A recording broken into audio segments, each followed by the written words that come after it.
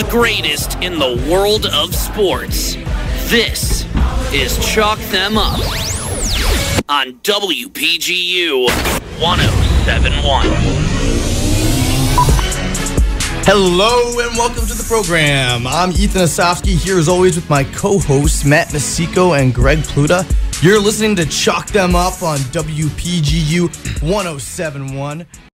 Jay, how you doing? I'm doing great. How you guys doing? Very, very good. All right, so it's a big day for you, obviously. Whole lot of bets coming in, I'm sure. And so we were just having a conversation about the Super Bowl MVP. And who would you pick as your Super Bowl MVP, and what are the odds of him winning it? Well, we don't, unfortunately, here in Vegas, aren't allowed to wager on the MVP because it's a voted-upon event. And it's not technically part of the game. But if I had to make my choice, I probably would say Mendenhall might be the MVP of this game. And why would you say that?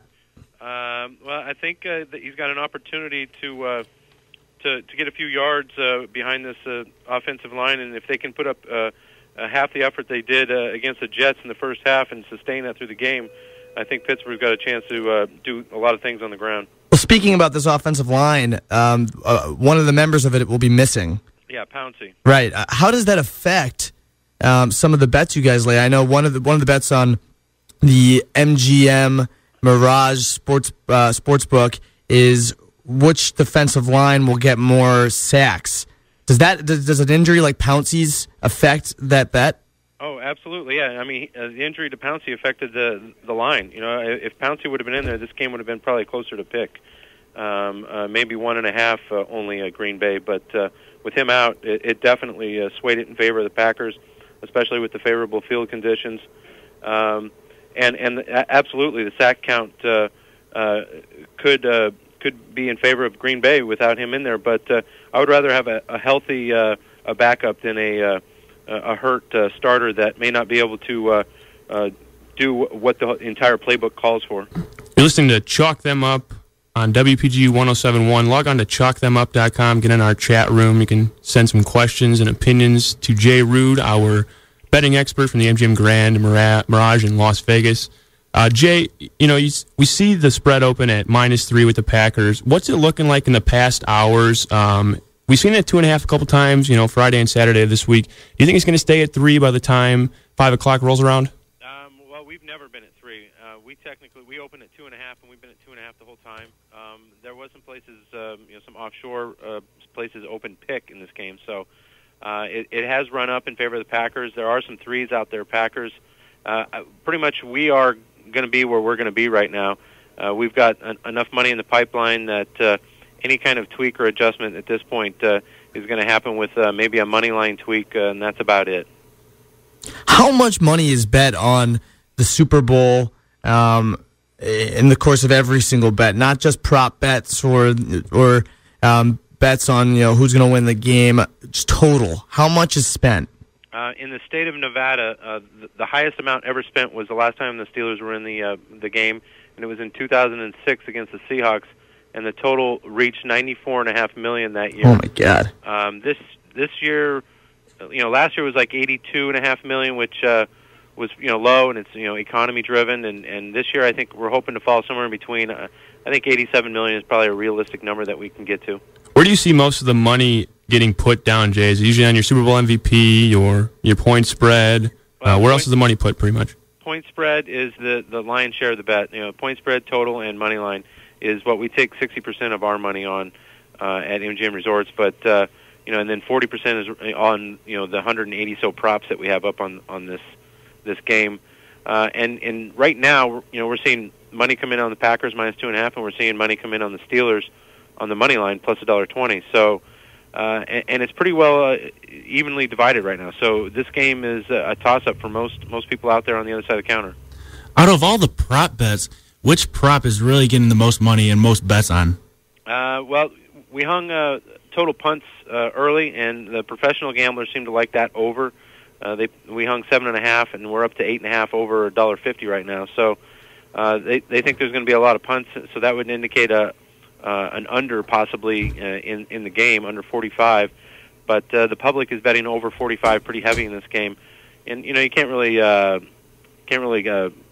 hold that against them because Green Bay is capable of putting up some big numbers, and the Steelers have too. And the last time these two hooked up, it was I want to say like 71 points was scored. So it's hard to tell what's going to happen. They come in ranked highly on defense, yet the last time they hooked up, it was a track meet. So I think that adds to the uncertainty of what's going to happen. Once again, you're listening to Chalk Them Up on WPGU 107.1. We're here with Jay Rood, the director of the sportsbook for the MGM Grand and Mirage in Las Vegas. Jay, can you give us your lock for a Super Bowl bet and one pick that everyone should stay away from? Well, the lock is I would bet the under. I always tell people if you can find value, there's a value bet about 38.5. If you give a few points away, but you go under a shorter total, and you take about 2 to 1, I think that's a good play because, for the most part, I think you're going to be in your bet right until late in the game, and if it does happen to go against you, it's going to go late, so you're going to be happy most of the way. You'll get a good run for your money. And the one I would tell people to stay away from is, anything that seems like it could be, a 50-50 could go one way or the other.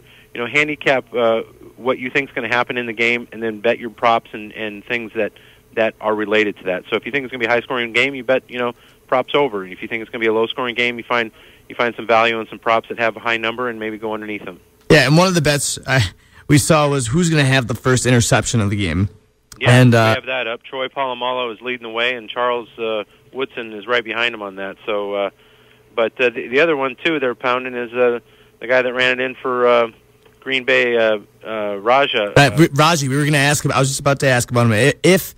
In the NFC Championship game, he returns one for a touchdown. So does that affect the line? Do you change that bet because maybe he had one last week?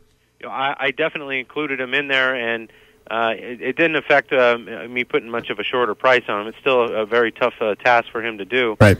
But people are betting him, and if he happens to do it, we're going to take a little bit of a loss on that prop. But good luck to everybody. And then, what are some of the bets you guys thought of brainstorm that you didn't use? Is it the same format? I mean, what are some of the cool prop bets that, like I know you have one on Blake Griffin and his points, or LeBron James and his points for the night versus maybe the Super Bowl over/under of that.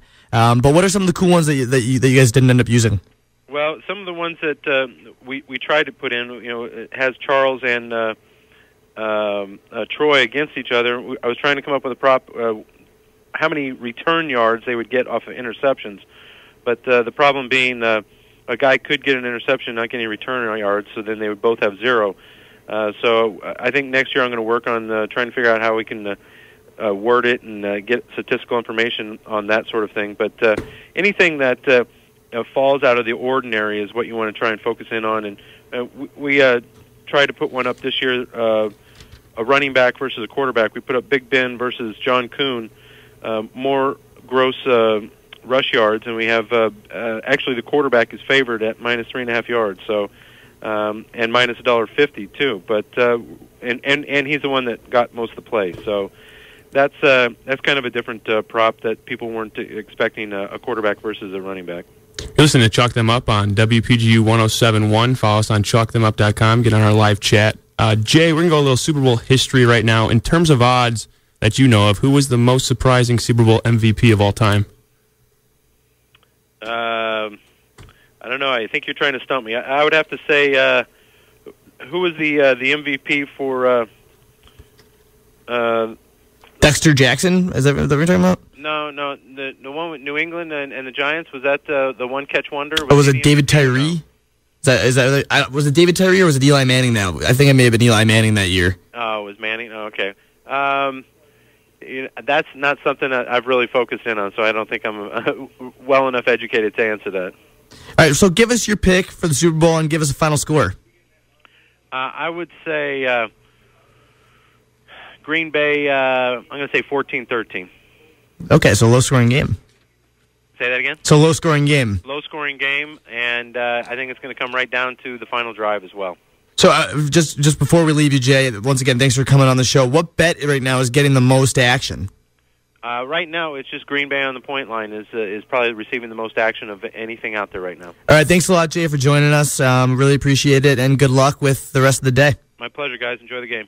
Thanks. All right, we're going to take a quick break, and when we come back, our interview with Doug Ellen, the writer, creator, and executive producer of Entourage. You're listening to Chalk Them Up.